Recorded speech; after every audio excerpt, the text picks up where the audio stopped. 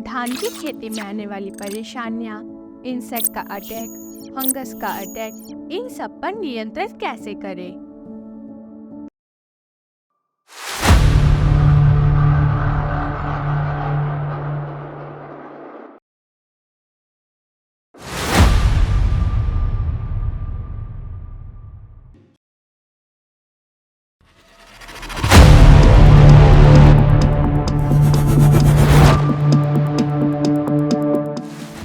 मैं Ruchita Patel from Mahakal agro. आपका हमारी टीम में स्वागत है। आज मैं आपके लिए लेके आई हूँ धान की खेती के बारे में कुछ जानकारियाँ, जैसे कि खेत की तैयारी क्या करें, कैसे बुआई करें, कब कौन सा स्प्रे करें, कौन सी खाद देनी चाहिए। ये सारी जानकारी पाने के लिए हमारा वीडियो अंत तक जरूर देखें। धान की खेती के लिए सबसे अच्छा समय जून जुलाई माना गया है। सबसे पहले बात करते हैं कि बीज का चयन कैसे करें। तो आप सबसे पहले 100 लीटर पानी लीजिए, उसमें 15 किलो नमक डाल के मिक्स कर लीजिए। अब इस पानी में एक अंडा डालें। अब वो अंडा तैरने लगेगा। अब इसी तरह आप जो धान के बीज लाए हैं उसको डालें। अब जो बीज पानी के ऊपर तैर रहे हैं उसको बाहर निकाल दीजिए, क्योंकि उसका अंकुरण नहीं होगा, आपकी फसल बिगाड़ देगा। अब बची हुई बीजों को साफ पानी से धो के छांव में सुखा दें। ऐसा करने से ब्राउन स्पॉट और सीड हॉट जैसे रोग नहीं आएंगे।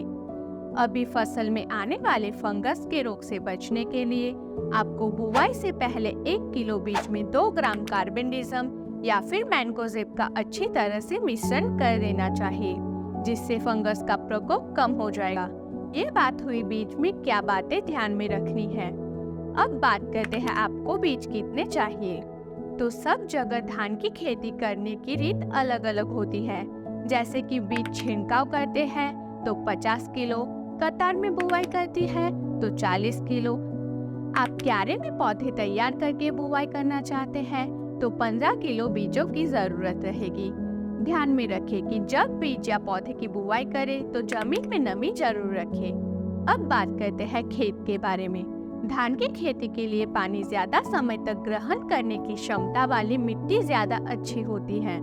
पीएच 5 से 7.5 तक होनी चाहिए। अगर पीएच ज्यादा हो तो आपको सल्फर की पूर्ति करनी चाहिए।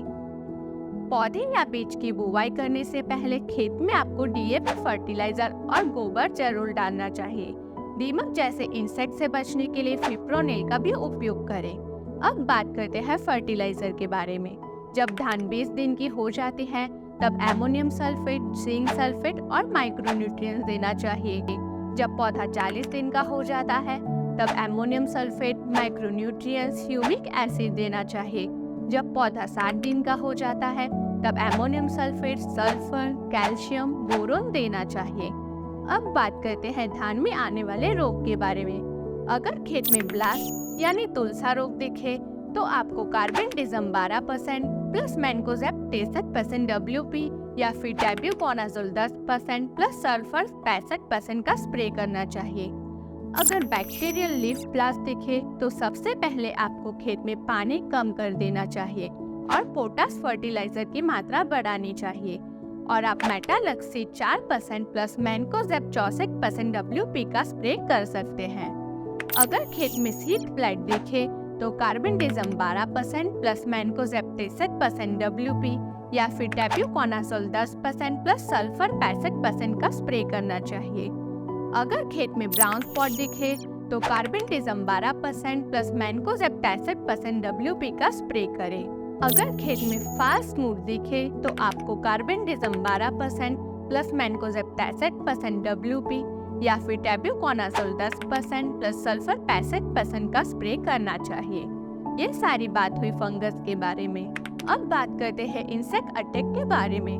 अगर खेत में तना छेदक जैसे कीट दिखे तो एसिफेट 50% plus fipronil 5% WG, fipronil 5% SC का स्प्रे कर सकते हैं। अगर खेत में पत्ती मोड़क या चितारी दिखे तो प्रोफेनोफोस 40% प्लस साइपरमेथ्रिन 4% EC का स्प्रे करें।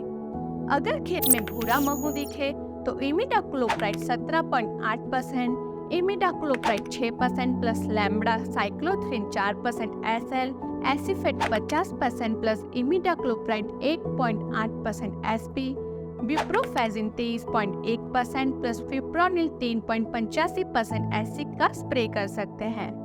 ये सारी आम बातें थी धान की खेती के बारे में। हम आगे धान की खेती के बारे में और डिटेल्स में जानकारी लेके कुछ ही दिनों में अगला वीडियो पोस्ट करेंगे।